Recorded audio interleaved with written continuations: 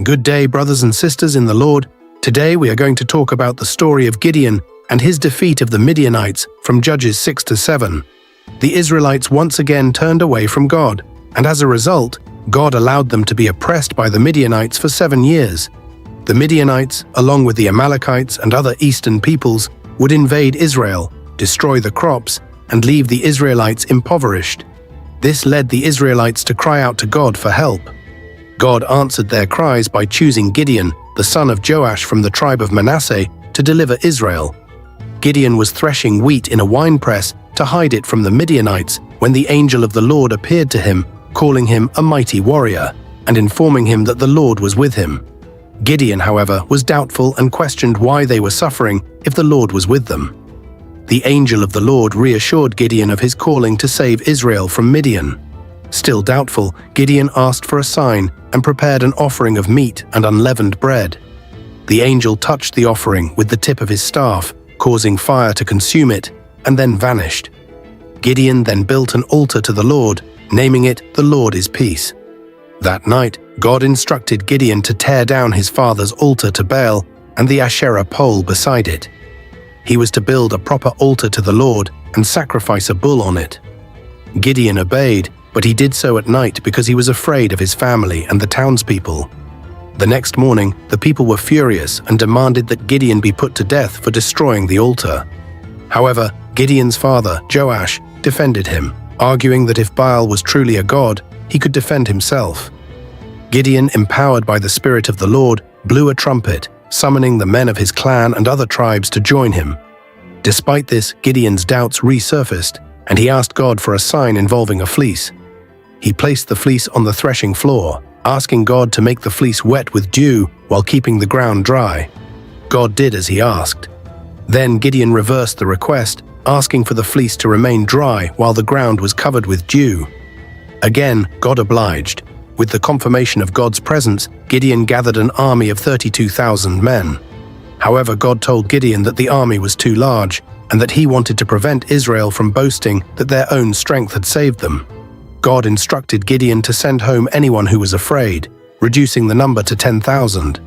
Still, God said the army was too large. He further instructed Gideon to take the men to the water and separate those who lapped the water with their tongues from those who knelt to drink.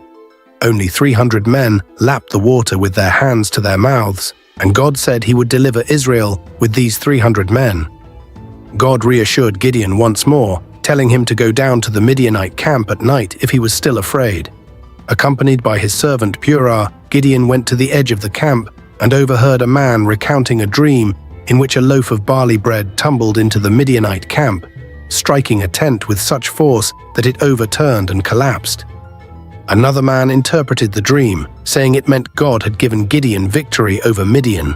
Strengthened by this, Gideon returned to the Israelite camp and divided his 300 men into 3 groups. He gave each man a trumpet and an empty jar with a torch inside.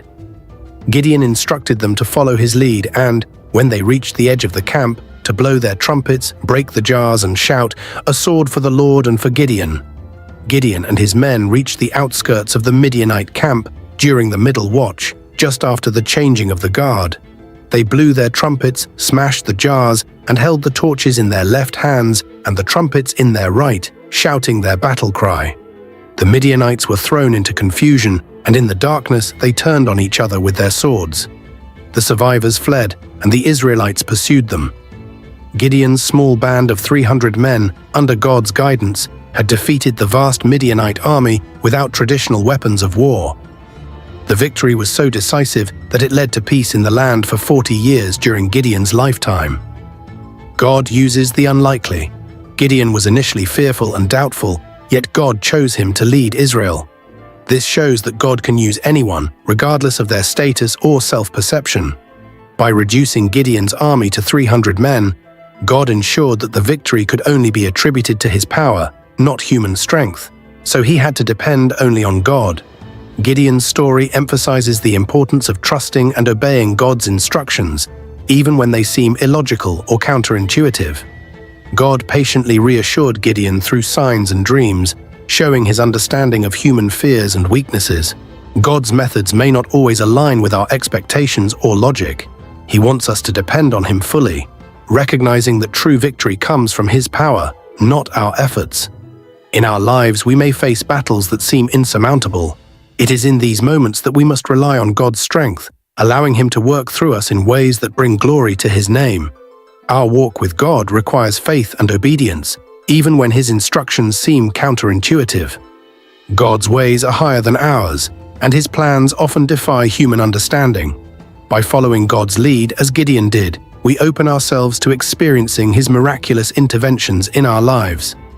God is patient with us too. He knows our weaknesses and our need for reassurance. When we seek Him, He provides the comfort and confirmation we need to move forward. We can approach Him with our fears and doubts, trusting that He will guide us with His loving presence. Our greatest victories are won through God's power, not our own. When we face challenges that seem overwhelming, we can take courage from Gideon's story. God is able to do immeasurably more than we can ask or imagine. Let us place our trust in Him, knowing that He is the source of our strength and the author of our triumphs. Gideon's story is an example of hope and a call to faith. As we reflect on his journey, let us be reminded that God can use each of us in mighty ways, regardless of our backgrounds or abilities. Let us step out in faith, obey God's call, and depend on His power to bring about victory in our lives. May we be encouraged to trust in the Lord, for He is faithful, and His promises never fail.